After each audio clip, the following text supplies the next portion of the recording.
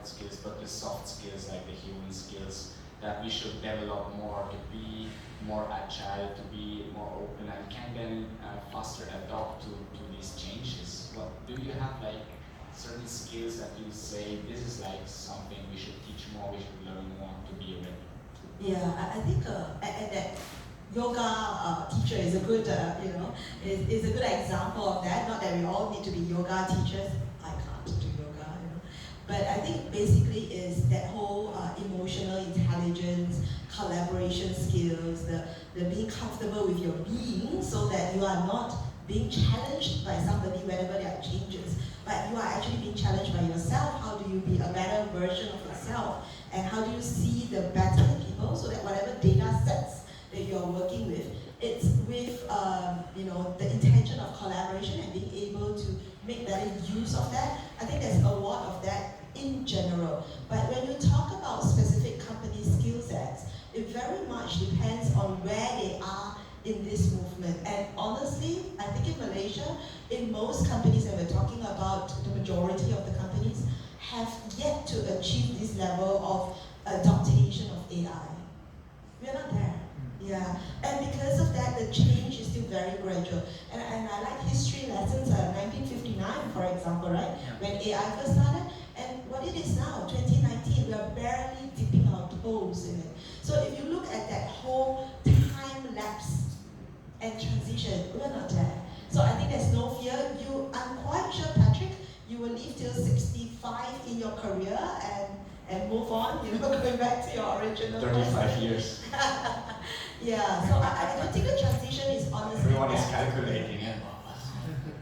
Here's something interesting I would just like to add on. So what if it's because the growth is exponential, right? Maybe all of this, as Momo was saying at the beginning, it's preparations for AI. But now everything is laid down as a foundation. Now the growth is going to speed up the process, so it won't be as slow as before.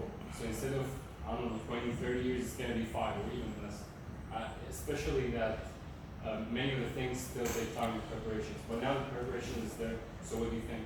What's going to happen now? The growth time is not going to take as much as we think. So are we actually ready? For me, are we actually ready? I think, again, startups is probably where they are more ready, right? Because you have less legacy, less things, burdens that you need to manage at the back end, and less size of the ship to steer. And I think that's why for you lead the business, then you lead the industry in being able to get others to be ready. Because in a big organization, to make a change is slow, right? And it's inevitable that it's slow. Therefore, how does the startup then offer services to be able to assist the bigger companies to make that switch? Perhaps that's the answer. And it's a complementary way. We don't have to work alone, which is why I keep talking about collaboration, right? Very interesting. And I just come up with one question. Sounds for me quite interesting when we talk about soft skills. Because now we see, even if we look into the room here, we see like if we compare genders, we have very few female attendees only. We're very happy that we have like a 50-50 here on the podium. Basically, not so difficult. I think there are amazing female speakers and panelists out there. If people look a little bit, I was at the My Tech Week this week, and I was really shocked, like how many just male-dominated podiums there were out there. It was really sad to see. So I'm very happy and proud also. And therefore, I also have like a dedicated question, like Klaus Schwab, the founder of the World Economic Forum, states in his book, The Fourth Industrial Revolution, that his point of view is that currently we have many male-dominated jobs that will go away, like engineering jobs and these kind of things. But the human skills, or like empathy, industriality, compassion, these are more like the female skills, or where the strength of females, right? Would you agree with that statement that, like, we might potentially see that women are taking most of the jobs in the future, like those few which are left, just because he states some examples like psychologists, therapists, coaches, event planners, nurses, healthcare in general are already female dominated and probably even more in the future. How do you see that? Maybe let me start and then we can have different point of views here. So personally for me is yes, usually we're a little bit more in touch with that part of us, but I believe that we all bring different skill sets to the table, and that is would females then dominate or lead the next leap? To me is it has always been the case. Yeah, it's just whether it's visible or not, right? Right? So it's not a question because it has always been the case. Yeah, it's just that now it becomes a little bit more visible. Yeah. Can you give us an example? How was it? You mentioned it was happening. Any example of it? So for example, let's take engineers as an example that you cited. And so while visibly engineers are more male than female, I think it depends on countries as well, but let's say in Malaysia, right? It's more visible that it's more a male-dominated profession. But if you look at the kind of external viewpoint, it is male. But if you look at the actual impact that is done with the engineering skills, I don't think it's male.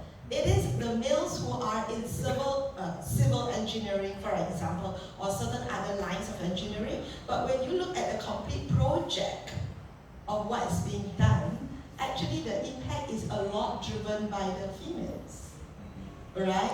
Without the female element, none of those projects will work. And if you look at home, none of the males are able to really manage themselves at home either, right? So to me that's apparent, right? It's just that what is more visible in the market, that's all.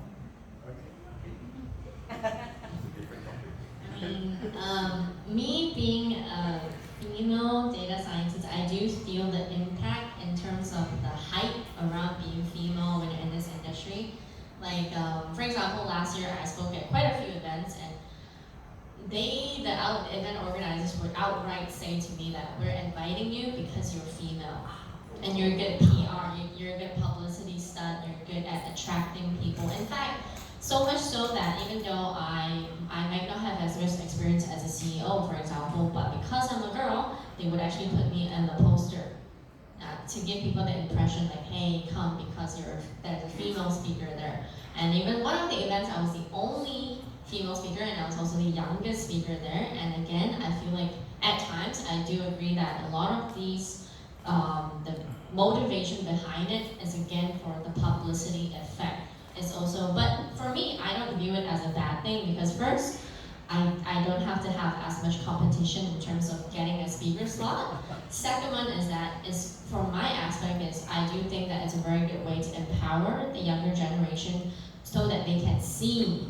Because like a lot of people you see in the United States as well, they always like, I want, for example, with colored people, for example, you don't see them on TV, you don't see them in movies, and then we always complain about the lack of representation. So the same thing applies with the working world, is that females, it's not like we're not there. It's not like there are no female actresses. It's not like there are no female directors. It's just that we're not given the exposure because as much as times are changing, we still do live in a somewhat patriarchal society, which again is not a bad thing. It's just that it's how it was, and we're slowly transitioning to a more equal level in terms of the balance of genders. And I would like to use that as an advantage and be like, oh great, I'm going to use that opportunity to push it forward so that in the future, if there are any females who come up to me and say that, hey, do you think that I have what it takes to do these things? Instead of me saying like, oh, is it you're a girl, so you can do it, or you're a guy, you can do it, I'm just like, do you have the skills to do it? If you have it, it doesn't matter your gender. In this time and age, gender is no longer binary, as you know. Like, I don't know how many genders there are anymore, so I'm just going to say genders in general. So I mean, there are two. technically there are two, but then if you can identify as certain